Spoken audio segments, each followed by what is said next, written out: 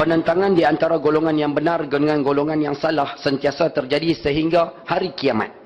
Dengan itu, pendokong kebenaran janganlah merasa jemu dan kecewa apabila menerima rintangan dan tentangan daripada pihak musuh.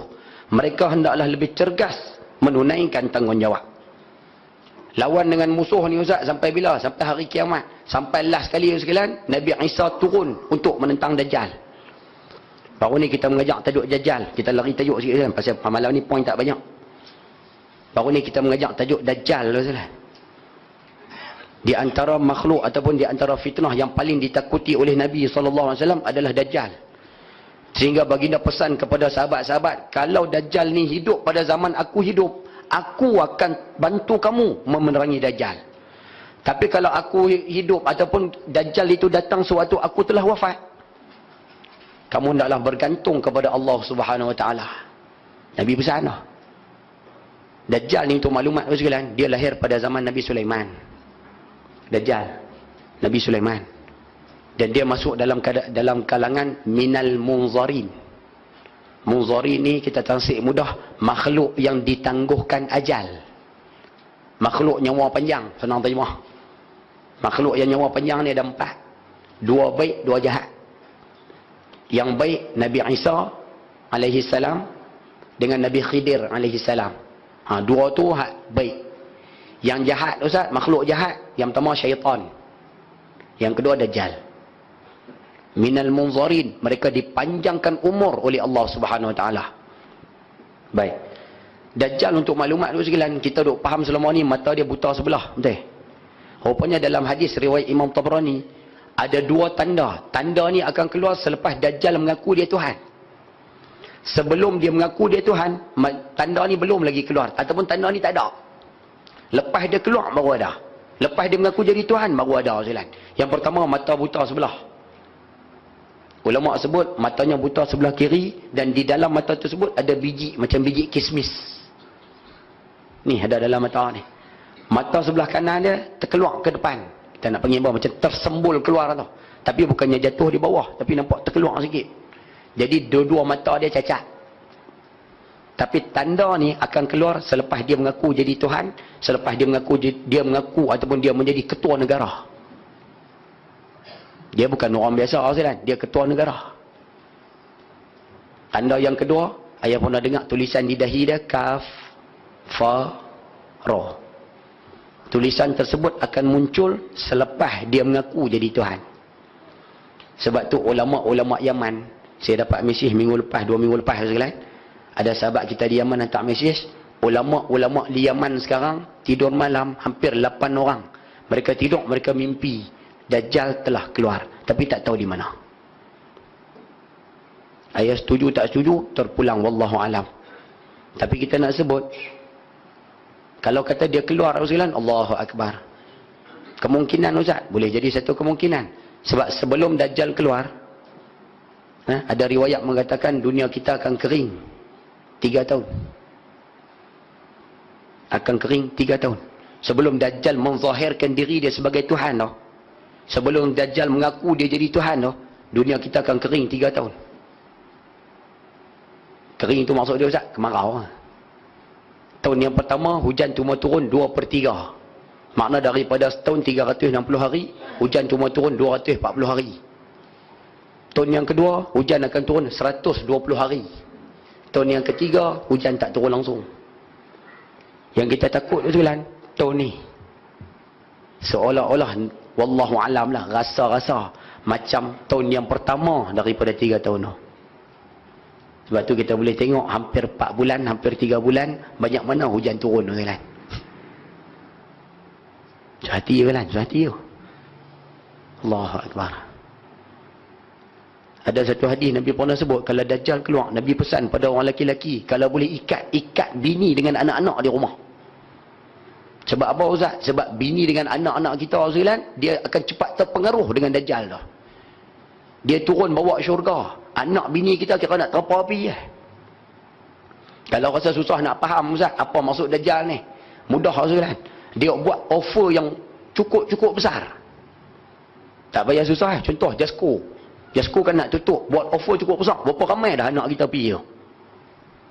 Kah dalam ni pun pi juga agak macam mana? Menyenyet bakat pi saya. Kan Dajjal dia datang, dia offer syurga sekalian. Berkenjah bakat ikut. Dia skor buat offer ya, berkenjah bakat pi. Allahu Akbar. Nabi kata, ikat anak, ikat bini kamu. Sebab ini saya pun nak kena ikat dah bini-bini saya. Okay. Tunggu kan? Baik. Dajjal dia keluar, Ustaz. Ada riwayat sebut dia akan keluar di Syam, antara Syam dengan Iraq. Sebelah negara Arab lah. Dan dia akan bergerak ke seluruh muka bumi, menaiki jet pejuang. Dia tak naik MH370.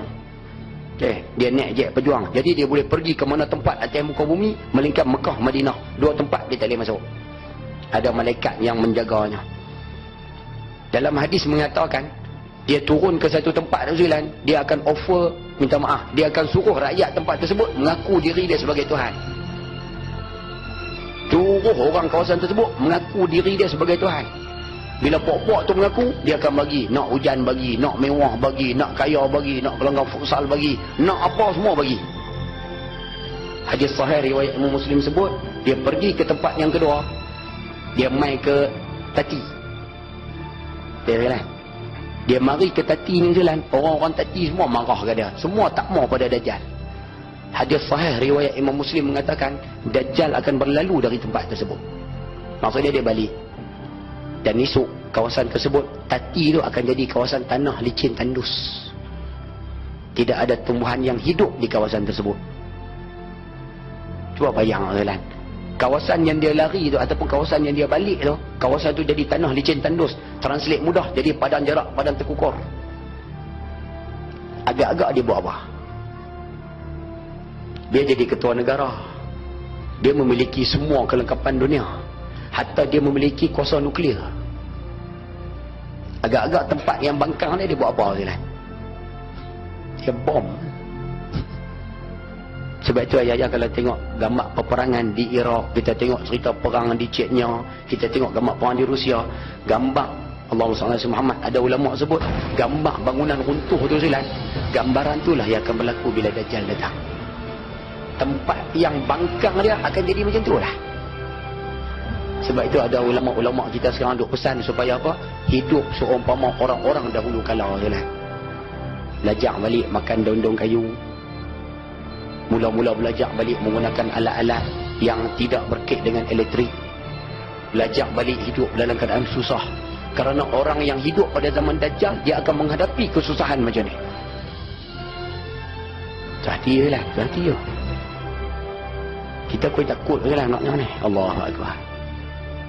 Memang kita duk nak kalau boleh Islam tegak di muka bumi Ustaz. Tapi benda-benda besar seumpama ni kita takut lah. Saya secara peribadi, kita takut lah. Duk fikir adik-beradik, duk fikir mak ayah, duk fikir anak-anak, duk fikir isteri. Takut lah. Bila Dajjal datang, Allahu Akbar. Dugaan dia cukup kuat. Cukup kuat. Nabi SAW sebut, Dajjal akan menguasai semua makanan di atas muka bumi. Dia monopoli semua sekali. Macam lah gula. Siapa monopoli? Kalau kawan tu nak harga naik, kita terpaksa ikut lah. Dajjal, dia akan kuasai semua makanan di atas muka bumi. Sehingga sahabat-sahabat tanya, Ya Rasulullah, hadis ni hadis riwayat Imam Ibnu Majah. Ya Rasulullah, habis tu orang Islam akhir zaman nak makan apa ya Rasulullah? Baginda menjawab, orang Islam akhir zaman ketika itu akan bertahlil, la ilaha illallah, bertasbih, subhanallah, bertakbir, Allahu Akbar, beristighfar, astaghfirullahalazim. Zikir tu akan menggantikan makanan. Adakah zikir tu mengenyangkan? Tak lah. Tapi zikir tu akan membuatkan orang Islam pada akhir zaman tu sabar dengan kelaparan. Poin mudah kita sebut, akhir zaman memang lapar semua kan. Tu terjemah mudah. Siapa boleh tahan? Alhamdulillah. Siapa tak boleh tahan dengan kelaparan tersebut, dia akan mula ikut Dajjal. Anak kita hari ni, daripada hidup dia sekalian, berapa kali dia puasa sunat? Jalingan kita pun tak puasa sunat kan? Takut-takut tu dia pakak menyengit dia ikut dia kan? Sehati lah, sehati. Faham ke saya duk cerita ni kan? Oh nampak senyap. Oh dia pergi khusyuk. Tunggu lah. Sebab tu kita minta sama-sama buat balik ibadah sekalian, sama-sama berpuasa sunat balik, sama-sama membaca surah Kahfi seperti yang dipesan oleh Nabi SAW. Banyak-banyakkan baca surah Kahfi, insya-Allah Allah akan selamatkan kita daripada fitnah ujian Dajjal ni. Ayat 1 sampai 10 kena baca arah. Nah, mulai daripada hari ini sekalian. Mudah-mudahan sama-sama ambil pengajaran insya-Allah.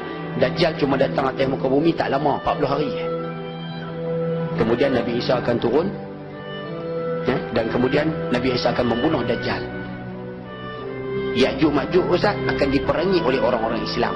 Ketika itu ayah akan tengok orang-orang yang sahabat perjuangan di dalam Islam, dia akan bersama dengan Nabi Isa alaihissalam.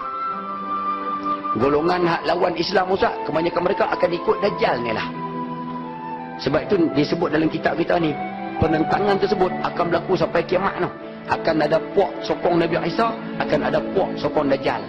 Ada puak jadi tentera Dajjal, ada puak jadi pengikut-pengikut Nabi Isa alaihissalam. Sampai kiamat lawan, sampai kiamat akan lawan. Sebab itu mudah-mudahan kita minta doa pada Allah, Allah masukkan kita di kalangan pengikut orang-orang yang memperjuangkan Islam ni. Jangan masukkan kita di kalangan pengikut Dajjal ni. Boleh faham cakap tu Ustaz? Clear? Baik.